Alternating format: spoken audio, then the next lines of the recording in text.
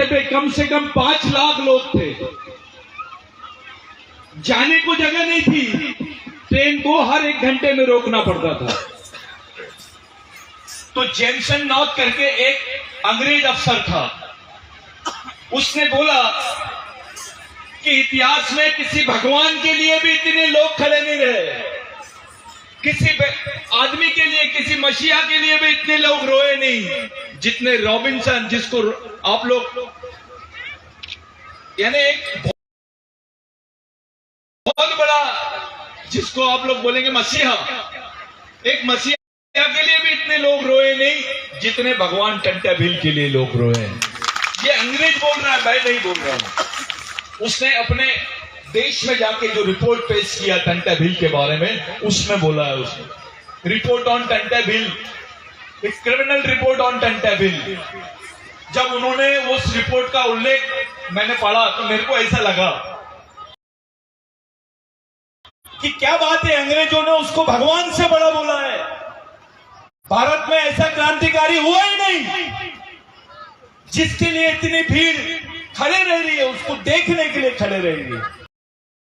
केवल आदिवासी नहीं, मुसलमान भी था, ओबीसी भी था, दलित भी था। ऐसी क्या बात है कि टंटा भील को देखने के लिए लोग खड़े थे। साथियों, भारत का पहला क्रांतिकारी है जिसको रॉबिन हुड की पदवी मिली है। ये पहला क्रांतिकारी है। जब उनको पकड़े थे तो ब्रिटिश टाइम नाम का एक अखबार था। ब्रिटिश टाइम नाम के अखबार में एक आर्टिकल आया था कि Robin Hood Indian god, Robin Hood Indian god, Tantya Bhil has caught, यानी रॉबिन हुड भगवान, भारत का भगवान टंटा भील, इनको पकड़ लिया गया है। एक ऐसा व्यक्ति जिसको रॉबिन हुड भी बोल रहे हैं, भगवान भी बोल रहे हैं, और उसको जेल में उधर लेके भी जा रहे हैं। ये न्यूज जब पढ़ी गई ब्रिटिश टाइम्स की, तो उस वक्त झारखंड, जिसको पश्चिम बंगाल का प्रेसिडेंसी बोलते थे, उस वक्त झारखंड में बिरसा मुंडा के हाथ में वो न्यूज आई।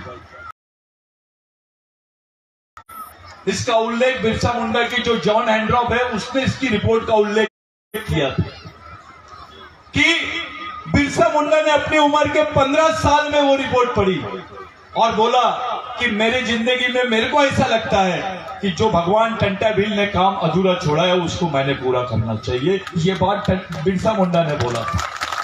ये बिरसा मुंडा और टंटा भील का संबंध है भाइयों। टंटा भील की सोच से बिरसा मुंडा बना है। आप सोच सकते हो कि टंटा भील क्या चीज होगी, क्या क्या मकाम होगा टंटा भील।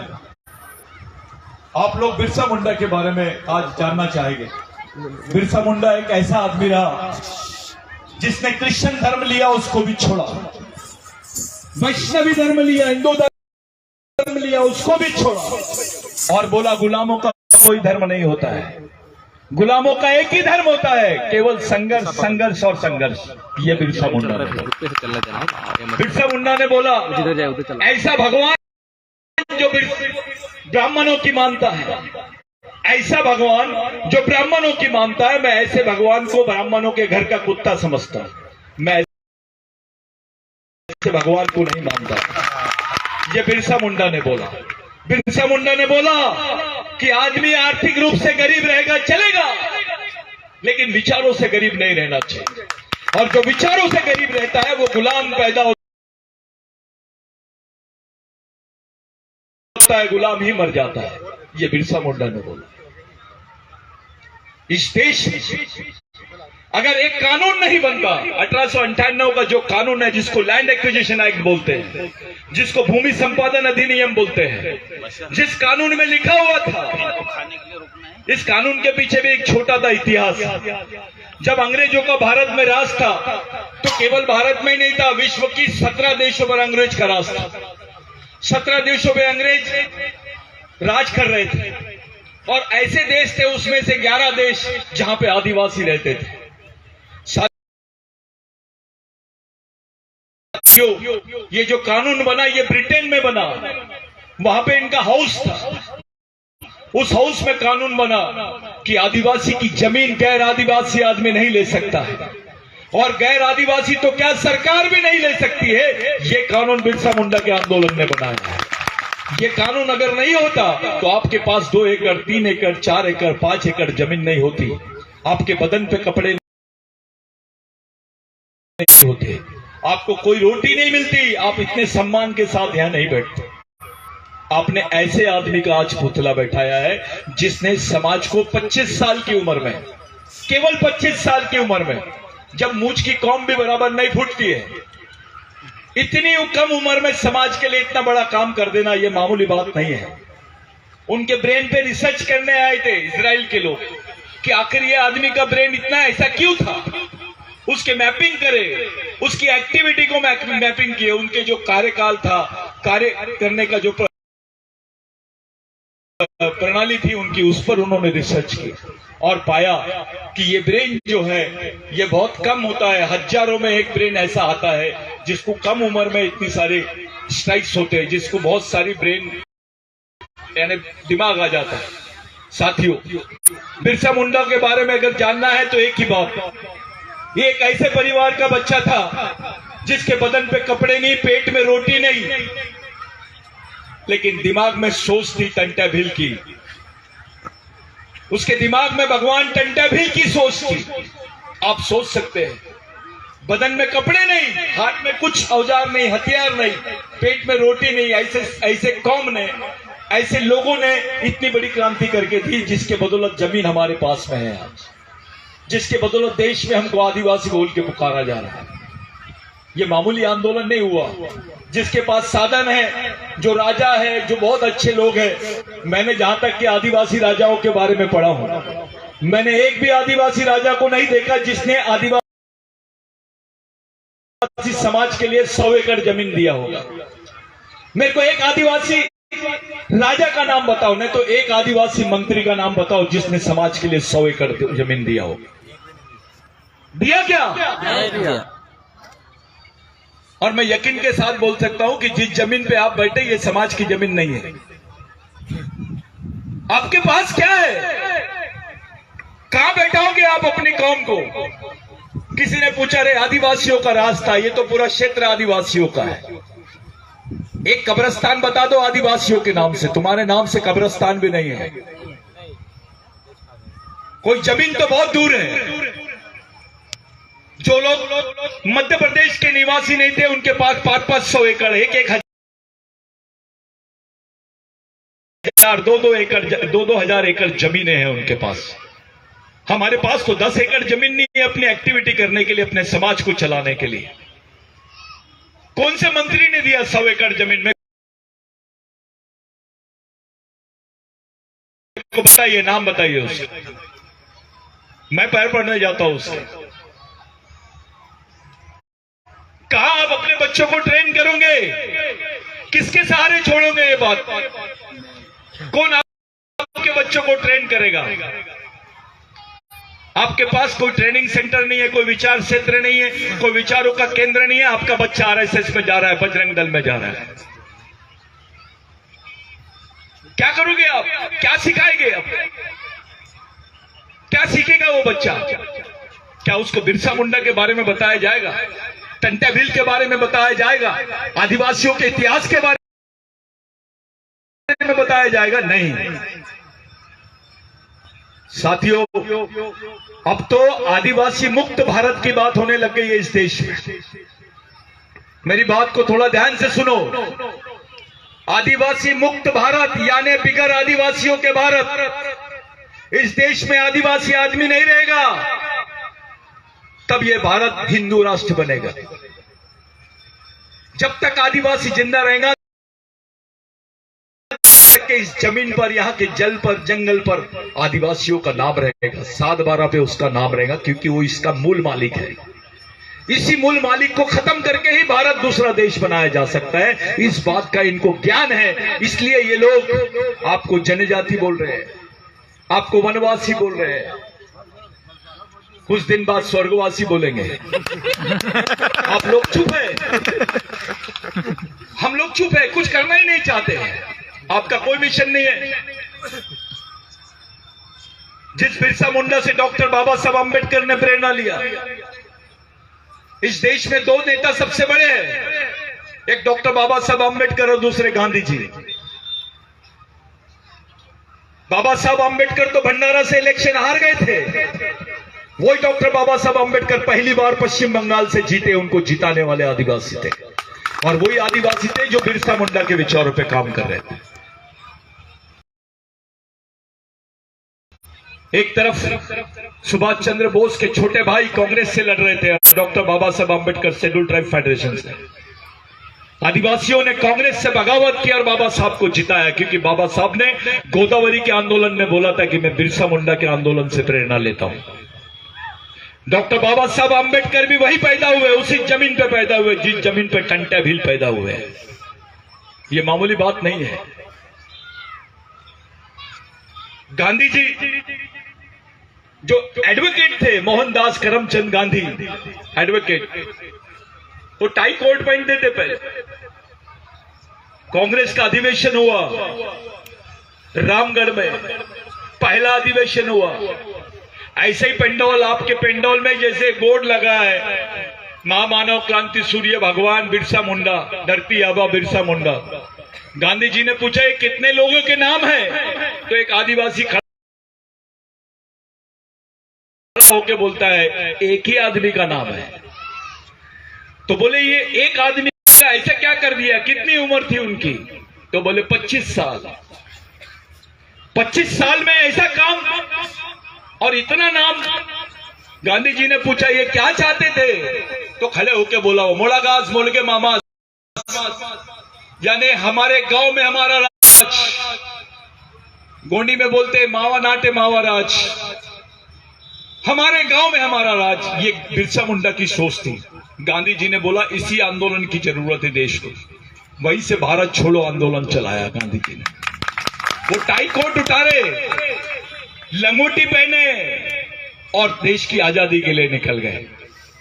जिस महान आत्मा से गांधी जी ने प्रेरणा लिया, जिन महान आत्मा से डॉक्टर बाबा साहब आंबेडकर ने प्रेरणा लिया, उस महान आत्मा ने टंटा भील से प्रेरणा लिया। टंटा भील कितने बड़े व्यक्ति हो,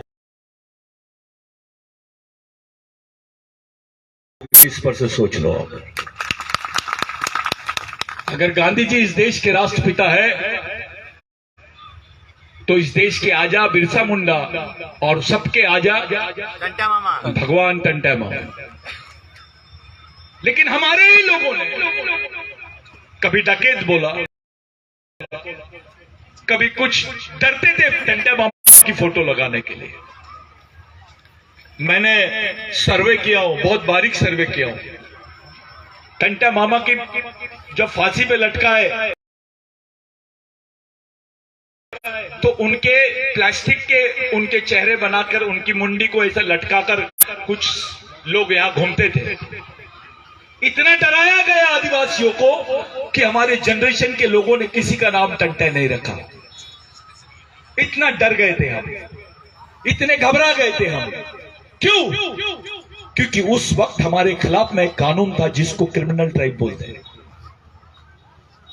ये विश्व में किसी भी देश में ऐसा कानून आदिवासियों के खिलाफ में नहीं बना जो भारत में बना।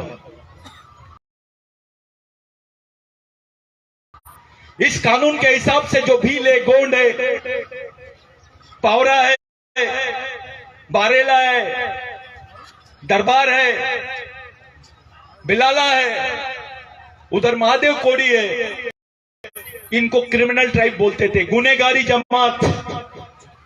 इस कानून के तहत अगर शहर में कोई गुनेगारी जमात का आदमी दिख गया और उसको किसी ने मार भी डाला तो उसके खिलाफ में एफआईआर नहीं होती थी। आदिवासियों को मारने का एक तरीका था। आपको किसी स्कूल में दाखला नहीं मिल सकता था, किसी गवर्नमेंट सर्विस में आपको नौकरी नहीं मिल सकती थी। ये क्रिमिनल ट्राइबल बिल जो है, ये गुनेगारी जमात का बिल है। आज भी अगर आप नौकरी के लिए एप्लीकेशन करोगे और आपके ऊपर कोई गुना दाखिल रहेगा तो आपको नौकरी नहीं मिलेगी। इस बिल के खिलाफ में टंटा मामा ने लड़ा, इस बिल के खिलाफ में बिरसा मुंडा ने लड़ा। साथियों, ऐसा बिल विश्व के किसी देश में नहीं था। हमारे कितने लोगों को मारा गया, किसी पे एफआईआर नहीं लिखी गई। हमारे मरने के बाद भी हमारा मर्डर हो जाता था, हमारे लोगों को मारा जाता था, उसकी कोई एफआईआर नोंद नहीं होती थी, उसके रिकॉर्ड्स नहीं मिलते। आज भी टंटा मामा का नाम क्रिमिनल ट्राइबल बिल की लिस्ट में है, स्वतंत्र सेनानी की लिस्ट में नहीं है। जिन्होंने उंगली भी नहीं कटाई उनके नाम शहीदों की लिस्ट में है। अरे हमारी तो पूरी कौम की कौम स्वतंत्र सेनानी है, हमारे नाम नहीं है। कोई पेट्रोल पंप ले रहा है स्वतंत्र सेनानी के नाम पर, कोई कुछ कर रहा है, कोई जमीनें ले रहा है, कुछ ऐशो आराम कर रहे हैं, लेकिन आदिवासी बेचारे वहीं के वहीं। एक बात और बताना चाहता हूं, ये जो सह्याद्री और सतपुड़ा का पहाड़ है, यहां एक कानून और था जो सुनने में बहुत गलत लगता है, लेकिन वास्तविकता में ये था। जब पेशवाई आई तो आदिवासी महिलाओं को ब्लाउज नहीं पहनने दिया करते थे वो लोग। अगर आपको ये तन ढकना है तो टैक्स देना पड़ेगा। टैक्स लगता था, अगर किसी मां बहन को अगर कपड़े पहनना है तो ये टैक्स लगाते थे हमारे ऊपर। ये सच्चाई थी। इसके खिलाफ में टंटा मामा ने एक ही मुहिम चलाई, जो ऐसे आदेश करता था उसकी नाक काटते थे, उसके कान काट डालते थे। ये अलग टाइप की क्रांति थी। भारत के इतिहास में ऐसा समाज परिवर्तन का आंदोलन किसी ने नहीं चलाया। 30 साल तक 14 साल तक के टंटा मामा सशस्त्र संघर्ष कर रहे थे, यानी हथियार बंद लड़ाई लड़ रहे थे। इतनी लड़ाई तो किसी ने नहीं लड़ा।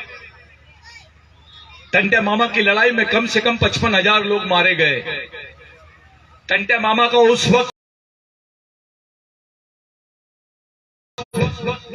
कम से कम 1 लाख ग्राम सभाओं पर नियंत्रण था। ये कोई माने या ना माने, जिसको हिल ट्राइब्स की रिपोर्ट बोलते हैं, स्कीमिटन रिपोर्ट, उसमें बताया गया है कि 1 लाख ग्राम सभाओं पे कंट्रोल था टंटा मामा का।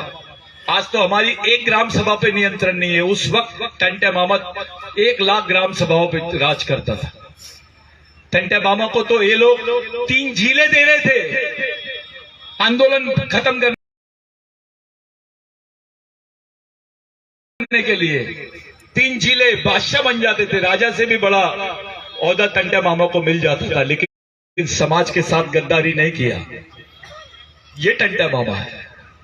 फांसी देने के पहले पूछते हैं तुम्हारी आखिरी इच्छा क्या है। ये मैं नहीं बोल रहा हूं, इसके रिकॉर्ड्स है।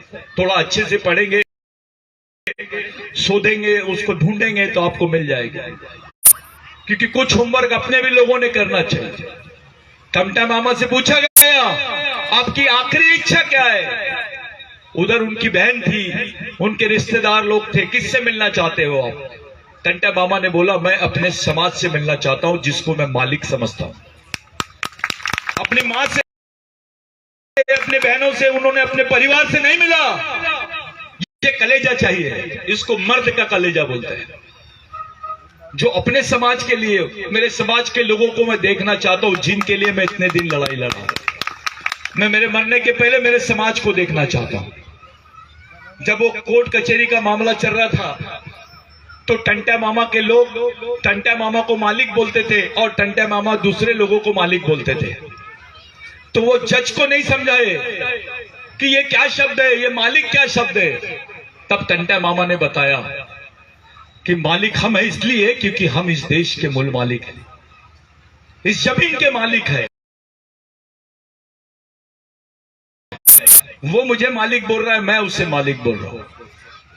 ये शब्द का जो मतलब था, कुछ लोगों ने बोला कि भाई आदिवासी शब्द आया कहां से, तो टंटा मामा के जमाने से, उसके पहले से भी ये आदिवासी शब्द आदिवासियों के बीच में है। एक बात बड़ा अफसोस के साथ बोलना पड़ता है कि ये सरकार बोल रही है देश में आदिवासी नहीं रहते हैं।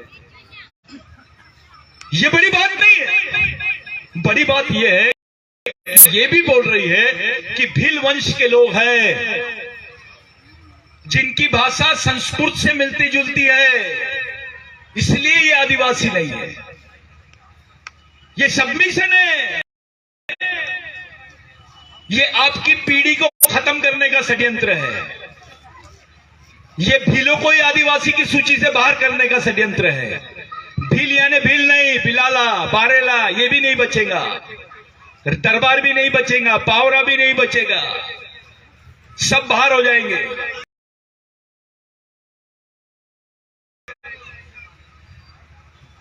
क्योंकि ये बोल रहे हैं ये आदिवासी ही नहीं है। तब क्या करोगे आप आदिवासी हो करके आज डॉक्टर हो, इंजीनियर हो, नौकरी पर हो, आपके बच्चे पढ़ रहे हैं। जिस दिन आपको बोला जाएगा ये आदिवासी नहीं है, उस दिन आप क्या करोगे? किधर जाओगे आप? किसके पास जाओगे? कौन सी लड़ाई लड़ोगे? किसी देश आज तक किसी देश ने संयुक्त राष्ट्र संघ में ऐसा हलफनामा किसी समाज के खिलाफ में नहीं दिया है जो भारत सरकार ने एक समाज को टारगेट करके किया है। बाकी लोग बोलने लग गए हैं अभी, अरे भील तो आदिवासी नहीं है, ये चर्चा होने लग गई है कि भील आदिवासी नहीं है। इसका असर जानते हो क्या होने वाला है? ये पार्टीवाद, व्यक्तिवाद, क्षेत्रवाद, संगठनवाद की बीमारी से बाहर आ जाओ। अब समझ जाओ, ये हमारी आखिरी पीढ़ी को बचाने के लिए लड़ी जाने वाली आखिरी लड़ाई है। अगर अभी नहीं बचे तो हमेशा हमेशा के लिए ये कौम खत्म हो जाएंगी भारत के नक्शे से। ये बहुत जरूरी है। मैं बड़ी जवाबदारी के साथ बोल रहा हूं आपको कि आप समझ लीजिए, आप खत्म होने वाले हो। आप नक्शे में नहीं रहोगे अगर आप एक जगह नहीं आओगे तो। भील और बारेला में क्या फर्क है? बिलाला में क्या फर्क है? तुम्हारा वंश एक, तुम्हारा खून एक, तुम्हारा डीएनए एक, तुम्हारी संस्कृति एक, तो समाज भी एक होना चाहिए। ये बंद करो, जातिवाद की दुकान बंद करो। ये बचपना है। जो अपने भाई को नहीं पहचान सकता वो दुश्मन को कैसे पहचानेगा? ये बिरसा मुंडा बोल रहा था। और जो अपने दुश्मन को नहीं पहचान सकता वो नपुंसक है, वो लड़ नहीं सकता। जो हमारी कौम लड़ाकू है, हमारे खून में लड़ना है। हमने भागा नहीं कभी, पीठ नहीं दिखाई हमने। अपने भाइयों को पहचानो, अपने लोगों को पहचानो, अपनी लड़ाई को पहचानो, अपनी जनरेशन को, आने वाली पीढ़ी को कैसे बचाओगे उस बारे में सोचो। ऐसा बैठकर भीड़ जमा के कुछ होने वाला नहीं है। अब तो जरूरत है तुमको अंडरग्राउंड काम करने की। इसके लिए रिसर्च कर ले, अपने आने वाली जनरेशन को बचाने